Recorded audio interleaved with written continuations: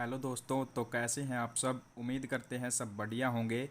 आज हम करने जा रहे हैं क्लास 12th का मैथ्स का सैम्पल पेपर सॉल्यूशन का सेक्शन डी, जिसमें 6 मार्क्स के क्वेश्चन आते हैं। हमने इससे पहले 3 पार्ट कर लिए हैं, सेक्शन ए, सेक्शन बी और सेक्शन सी। अब हम करने जा रहे हैं सेक्शन डी। उन तीनों का लिंक आपको डिस्क्रिप्शन में मिल जाएगा, वो तीनों वीडियो आप ज़रूर जाके देख लें। इन 4 वीडियो की हेल्प से आप 50 मार्क्स आराम से ला सकते हैं मैथ में।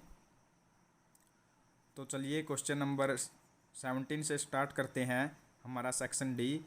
तो क्वेश्चन नंबर 17 में क्या दिया हुआ है हमें, 2x plus y plus zed is equal to 1x minus 2y minus zed is equal to 3/2, 3y minus 5z is equal to 9। Using matrix method, matrix method का यूज करके हमने क्या प्रूव करना है, solve the system of linear equation, linear equation को solve करना है। ये क्वेश्चन हमारा 4th चैप्टर में से है, 4.6 में से। तो देखिए इसे कैसे सोल्व करेंगे।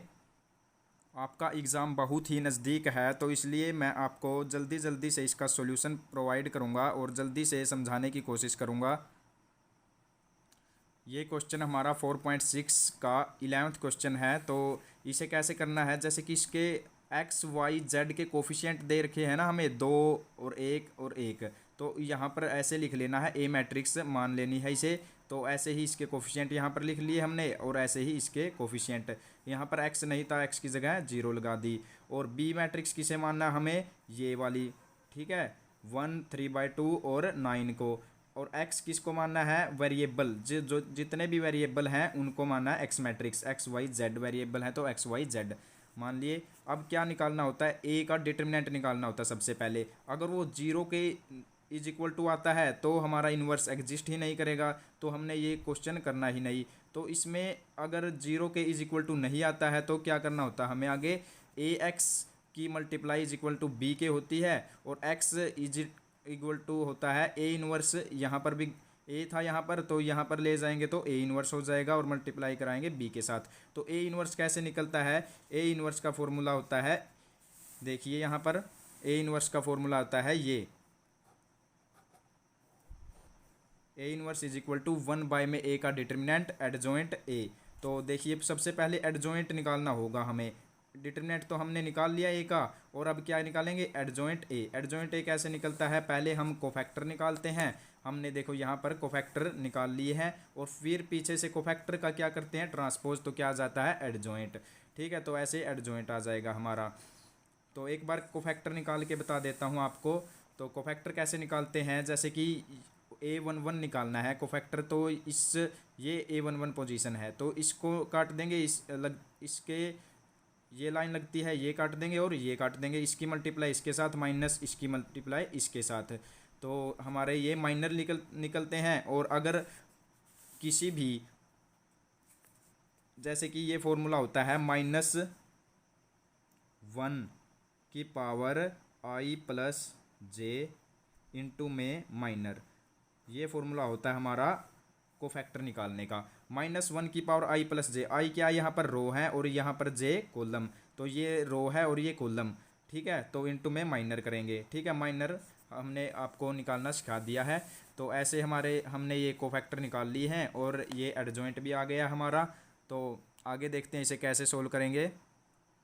ए इनवर्स आ गया हमारा 1/34, और ये एडजॉइंट हमने निकाला था वो। अब एक्स मैट्रिक्स फाइंड करनी है हमने, एक्स वाई जेड की वैल्यू। तो क्या करेंगे, ए इनवर्स की मल्टीप्लाई कराएंगे बी के साथ, तो एक्स वाई जेड की वैल्यू आ जाएगी। तो पहले इन दोनों की मल्टीप्लाई कराएंगे मैट्रिक्स की, और पीछे से 1/34 की मल्टीप्लाई कराएंगे। मल्टीप्लाई कैसे कराते हैं, जैसे कि ये पहली रो इसके साथ मल्टीप्लाई, फिर दूसरी रो इसके साथ, तीसरी रो फिर इस कॉलम के साथ, ठीक है, ऐसे मल्टीप्लाई हो गई इनकी। और तो जैसे कि ये एलिमेंट इसके साथ मल्टीप्लाई प्लस में, ये एलिमेंट इसके साथ मल्टीप्लाई प्लस में, ये एलिमेंट इसके साथ, तो ऐसे ही हमारे इनके साथ हो जाएगी मल्टीप्लाई। तो x y zed is equal to ये आ गया हमारा, और एक्स वाई जेड क्या आ गया, 1/34। इनको ऐड और सब्ट्रैक्ट करेंगे तो ये आ जाएगा, और तो एक्स वाई जेड की वैल्यू ये आ जाएगी, ठीक है। तो 4.6 में ऐसे ही क्वेश्चन है, देखिए अगला क्वेश्चन भी ऐसे ही है, सभी क्वेश्चन ऐसे ही हैं। और यहाँ से 100% 6 मार्क्स का क्वेश्चन आता है, तो आपको बिल्कुल ईजी ही क्वेश्चन है, आपको 6 मार्क्स बिल्कुल ईजीली मिल जाएंगे यहाँ से। चलिए अगला क्वेश्चन देखते हैं, क्वेश्चन नंबर 18 क्वेश्चन नंबर में क्या कहा गया है, find the area of the region bounded. Area found करना है किसका, बाउंडेड रीजन का, जो by y square is equal to 9x है, x is equal to 2, x is equal to 4 and the x axis in the first quadrant का area find करना है bounded. ठीक है, और में भी है इसके क्वेश्चन यूजिंग इंटीग्रेशन, इसमें भी क्या करना, बाउंडेड एरिया फाउंड करना है। तो देखिए कैसे करेंगे। 18वां क्वेश्चन हमारा 8.1 से है, क्वेश्चन नंबर 2। तो देखिए जो area of region ABCDA, area of region जैसे कि हमने है जो y square is equal to 9x equation दी हुई है, तो इसका ग्राफ कैसे बनेगा, ये वाई एक्सिस खींच ली और ये x एक्सिस ड्रा कर ली। तो जिस पर ये x है, जिस साइड स्केयर नहीं हो तो उस साइड हमारा देखो x एक्सिस पर पैराबोला बनेगा, और यहाँ पर क्या है, पॉजिटिव है, तो ओपन किस टाइप होगा, इस तरफ होगा ओपन। ठीक है, पॉजिटिव डायरेक्शन की तरफ। तो ऐसे ही ये बनानी है, और x इज इक्वल टू 2 पर एक ड्रा करनी है लाइन, और x इज इक्वल टू 4 पर करनी है, ये ड्रा कर दी, और बाउंडेड रीजन ये आ गया हमारा साइडेड रीजन। ठीक है, तो एरिया ऑफ जैसे ABCD कुछ भी नाम धर सकते हैं हम इनका, तो हमने रख लिया इनका नाम, और एरिया इसका निकाल देंगे। तो पीछे dx लेंगे, dx लिया है तो हमने किसकी लिमिट धरनी होगी, यहाँ पर x इज इक्वल टू 2 दिया हुआ है, x इज इक्वल टू 4, तो 2 से 4 हमारी लिमिट जाएगी, यहाँ से 2 से 4। ठीक है, तो y की वैल्यू हमने यहाँ से निकालनी होगी। तो यहाँ पर ये y है जो अंडर रूट हो जाएगा, उन्होंने यहाँ पर जाके तो क्या हो जाएगा, 3 अंडर रूट x आ जाएगा, और ऐसे ही आपको इंटीग्रेशन करना है, 3 को हम बाहर ले लेंगे, और x बाय x की पावर जो अंडर रूट होता है हाफ के इज इक्वल टू होता है, तो हाफ में क्या जोड़ेंगे, 1 जोड़ेंगे, तो 3/2, और बाय में भी 3/2 आ जाएगा। तो ऐसे ही ये ऊपर जाएगा तो 2/3 हो गया, और इंटू में x की पावर 3/2, 2 से 4 लिमिट है, 3 बाहर, और ये ऐसे आपको सोल्व करना है, 4 x की जगह पर रखना है, और एक बार 2 रखना है। ठीक है, तो आंसर आ जाएगा हमारा 16 minus 4 under root 2 unit square. ठीक है, जो और में क्वेश्चन दिया हुआ था क्वेश्चन नंबर 18 का, वो है हमारा 8.2 से क्वेश्चन नंबर 4। ठीक है, एनसीईआरटी बुक से। तो using integration find the area of region bounded by the triangle whose vertices are, ये वर्टिसेस दिए हुए हैं ट्राइंगल के, हमने फाइंड करना है। वर्टिसेस हम ऐसे ग्राफ पे दर्शा लेंगे, और दर्शा जैसे कि -1 और 0 यहाँ पर आ गया, और 1 और 3 यहाँ पर, 3 और 2 यहाँ पर, अपने हिसाब से दर्शा लेना आप थोड़ा। ठीक है, तो इक्वेशन क्या होती है यहाँ पर, लाइन की इक्वेशन ऑफ लाइन AB की निकालेंगे, पहले AB की इक्वेशन का निकालेंगे, फिर BC की, और फिर AC की। ठीक है, तो इक्वेशन यहाँ पर इसमें हमने पुट कर दिए हैं, y-0 आ गया, y-y1 is equal to y2 minus y1 by में x2 माइनस x1 इंटू में x माइनस x1 होता है। तो ऐसी इक्वेशन होती है, इसमें वैल्यू पुट कर दी हमने, जैसे कि y माइनस y1 क्या है, इसमें AB है, तो y1 क्या होगा 0, तो 0 पुट कर दी, और x में माइनस करेंगे x1, तो x1 माइनस माइनस प्लस हो जाएगा 1। तो अगर इसमें क्या करेंगे, y2 माइनस y1 ये था माइनस y1, और x2 माइनस x1। ठीक है, तो ऐसे आ जाएगा, फर्स्ट इक्वेशन हो जाएगी। ऐसे ही इक्वेशन ऑफ BC निकालेंगे, और ऐसे ही इक्वेशन ऑफ AC। तो हमने तीनों इक्वेशन निकाल ली हैं, और हम फाइंड करेंगे बाउंडेड रीजन का एरिया। तो कैसे फाइंड करेंगे, देखिए AB की इक्वेशन हमने फाइंड की थी। अब यहाँ पर ये यहाँ तक का ये ट्रायंगल ले लेंगे, और इसमें क्या कर देंगे, ये ट्रायंगल ऐड कर देंगे, और माइनस कर देंगे ये ट्रायंगल। ठीक है, तो ऐसे ही करेंगे हम। ठीक है, तो हमने जो इक्वेशन निकाली थी वो उससे फ्रॉम इक्वेशन फर्स्ट और सेकंड और थर्ड से हमने ये लिख लिया है, जो जो जोड़ना था हमने प्लस कर दिया है, और जो घटाना था घटा दिया। ठीक है, तो ऐसे ही ये क्वेश्चन का आंसर समाप्त होता है, इसका आंसर आता है 4 स्क्वायर यूनिट्स। ठीक है, तो ऐसे ही ये सभी क्वेश्चन ऐसे ही हैं, थोड़ा सा डिफरेंस है, बस थोड़ा सा घुमा फिरा कर बात दे रखी है।